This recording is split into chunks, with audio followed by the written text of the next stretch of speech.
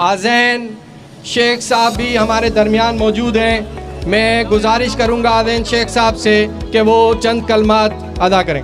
मसला अरबाब इख्तियार तक पहुँचाने के लिए अपना हक अदा कर रहे हैं। यहाँ एडवोकेट मौजूद, जो लोग यहाँ पर मेरी आवाज़ सुन रहे हैं, और शुक्रिया अदा करूंगा जमात इस्लामी का कि जिन्होंने इस मसले के हल के लिए अपनी कोशिश की और अपने हक के लिए अपनी आवाज़ उठाने के लिए यहाँ पर इस एहतजाजी मुजाहरे का इनेकाद किया। पानी हमें दे रहे, हम के नलके खुदवा के जर का पानी, आधे से लोग ज्यादा गंजे हो गए, खुदा की कसम बाल चढ़ रहे और खांस की बीमारियां हो रही इस पानी से। अवाम मजलूम है और हमें हुकूमत को वाज़े तौर कहता हूँ कि ये वाज़े तौर हमारा जो छोटा सा एहतजाज है, ये पढ़ के हम असेंबली तक जाएंगे। अगर हमें पानी हफ्ते में अंदर नहीं दिया तो हम बढ़ाते लाएंगे। कर रही है, यहाँ के MNA MPA से मुलाकातें की हैं। यहाँ के पानी फौरी तौर पे चाहिए, हमारी फौरी जरूरत है, हमारा बुनियादी हक है, पानी हमें फौरी तौर पे चाहिए।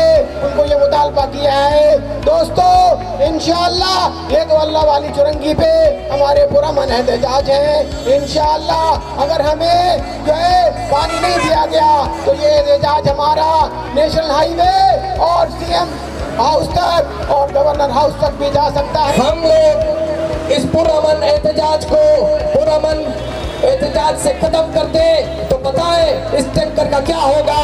मेरे दोस्तों भाइयों, मैं आपको बोल रहा हूँ कि अभी हमने अमन कौम की दरख्वास्त है, क्योंकि ये पुरअमन प्रोग्राम है हमारा, हम इसको इंतशार की तरफ नहीं लेके जाना चाहते। इस टैंकर को आप अभी छोड़ दें और तमाम साथी यहाँ पर वापस आ जाए।